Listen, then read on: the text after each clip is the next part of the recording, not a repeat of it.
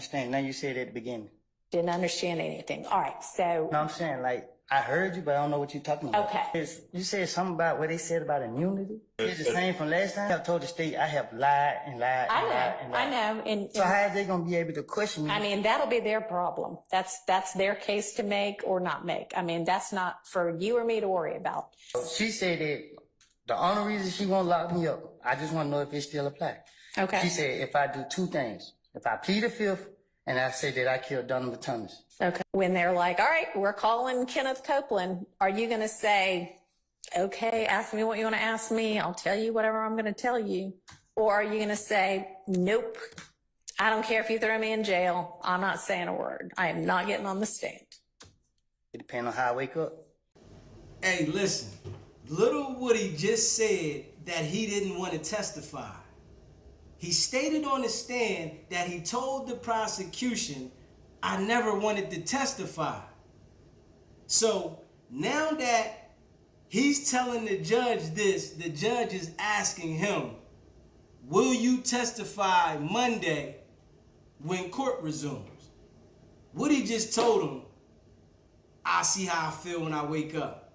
Hey, y'all, let me know what y'all think about that there. Do y'all think Woody is going to testify? Do you think Woody is going to get up there and say, I'm not going to testify?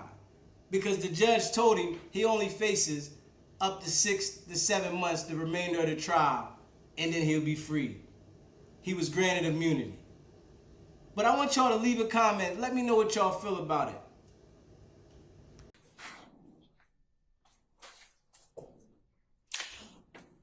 All right. Hello again, Mr. Copeland. Your attorney, Mr. Melnick, is with us by Zoom right now. You can see him on the video screen and he can see you. If there's any time you want to talk to him privately, let me know that.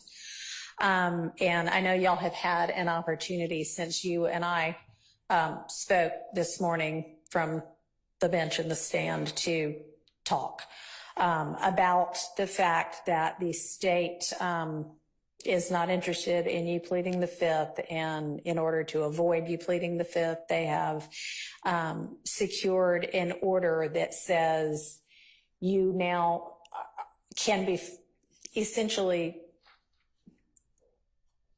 compelled to testify, because we are acknowledging that anything that you say, we cannot prosecute you for a crime other than perjury or false statements based on something that you might say that would otherwise incriminate you if it weren't for this immunity order.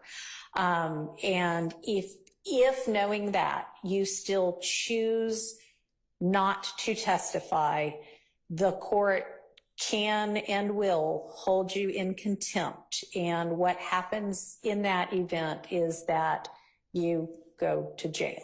And the length of time that you could be held in jail for, if you don't change your mind and say, okay, I guess I will take the stand, is through the end of this trial. I don't know how long it's going to last. I think previous projections had been February or March of next year. I don't know yet, but I guess that's not outside the realm of possibility. But it would only be through the end of this trial. It would not be through the end of whomever else might be severed from this case and tried later. And I know Mr. Melnick's talked to you in more detail about that. So I want to see if you have any questions of the court about that. I didn't understand. Now you said at the beginning. Didn't understand anything. All right. So. No, I'm saying, like, I heard you, but I don't know what you're talking about. Okay. So tell me what it is that you'd like more information about. You said something about what they said about immunity? Yeah. What you mean? Okay. Does anybody, I think I've got the order. Mr. Melnick, have you reviewed the immunity order with him? Oh, you're saying it's the same from last time? Hang on a second. Yeah. The same one as last time. Yeah. This one.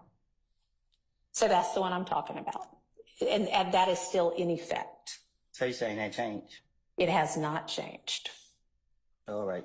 So what has changed is, it's my opinion that I cannot hold you in jail if you refuse to testify beyond the end of this trial. I think you had maybe been told something different earlier. And I don't think that is So I ain't got to wait accurate. till every defendant that's not here. Correct. But you would, if you choose not to testify despite this order, you would potentially be held in jail through the end of this trial, which might be February of next year, might be March of next year. I really don't know. It ends when it ends. And the state has 100 more witnesses, and I don't know, any defendant might also have witnesses. So it could take a while, but that would be the end of it, would be the end of this trial. Okay. So do you have any other questions? Mm-mm. Okay. And do you want to talk to Mr. Melnick anymore about this particular issue? No. All right. So I'm going to ask you right now, because I'm planning to have the jury back on Monday.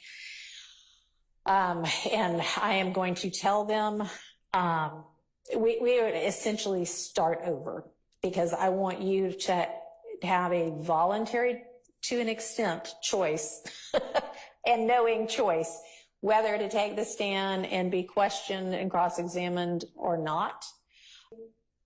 Lie, as Mr. Melnick's discussed with you, and it's something the state knows and can prove. They could charge you with perjury or false statements, but they can't, if you incriminate yourself about another kind of crime, they cannot use that to charge you with a crime. And they can't say, Well, can I speak?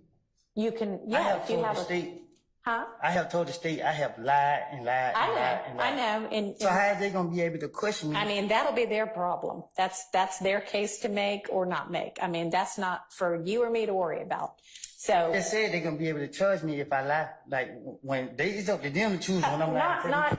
not prior. You've said you've lied and lied and lied in every, I don't know what you've said, but let's even say you've said you lied in every statement you ever gave to the police. If you get on the stand and say that again, or if you say, all right, this one was the truth, that one they cannot charge you with perjury for, because those are things in the past. What they might be able to charge you with is, I don't know, I mean, give me an example of something that you know he didn't do, and well, maybe not, never mind, don't do Can I that. give you an example for what they told me? Yeah, yes, and then I'll see whether that's what I think or not. Yes. So she said that the only reason she won't lock me up, I just want to know if it still applies. Okay. She said if I do two things, if I plead the fifth and I say that I killed Donovan Thomas. Okay. She said if I don't say them two, she will not lock me up. All right. What was the first one? Pleading the fifth. Say it again. Taking the fifth, Judge. Taking the fifth. Okay, right. And you can no longer, so taking the fifth means I might say something that gets me in criminal trouble. I might give you evidence against me that you could then use against me. That's what it means to take the fifth, is say, I am not going to give you evidence to use against me to charge me.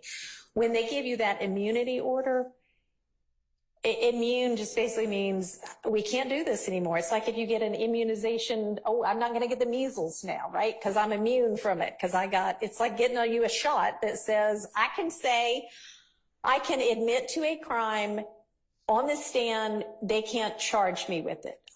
They have said you no longer have a privilege against self-incrimination because we have committed to not being able to prosecute you, not being able to bring criminal charges against you because of what you say. We cannot take that evidence and use it against you. We can't take that evidence. If you say, well, I committed some crime. Here's what I committed it with. I buried it in the yard. They can't go dig it up in the yard and then say, well, we've got this. They can't use any of that. So that's why taking the fifth at this point would get you in trouble. Being held in contempt is what we So what if they don't formally have call it. they facts together? Like they saying something that they don't know what they're talking about, and then they ask me about it. They can ask you about anything they want to. If in your answer you admit to a crime, they cannot charge you with that crime. Now, if you admit to a crime and they have evidence that is pretty certain that you did not commit that crime. For instance, somebody gets robbed yesterday and they have proof that you were in Europe yesterday. There's no way you could have committed that crime, but you say, yeah, I committed that crime yesterday. That was here in Atlanta when they know you were in Europe, and they got video of you in Europe, and you sent a postcard that said, I'm having fun in Europe. That would be proof that you're lying. And so that they could charge you with perjury for, okay? Or false statements for. Okay. Okay? So what I want to know from you is when we have the jury back on Monday and you're still under subpoena, so you're still obligated to come, and I'm asking you now, when they're like, all right, we're calling Kenneth Copeland, are you going to say, okay, ask me what you want to ask me, I'll tell you whatever I'm going to tell you? Or are you going to say, nope, I don't care if you throw me in jail, I'm not saying a word, I am not getting on the stand? It depends on how I wake up. Okay. All right. Well, then we will just revisit it on Monday morning. So plan to be here at 8:45 on Monday morning. You're free to go for now. It's your boy Deezy, merch on the way. Make sure you hit that subscribe button. It's not about the setback, it's about the get back. Now.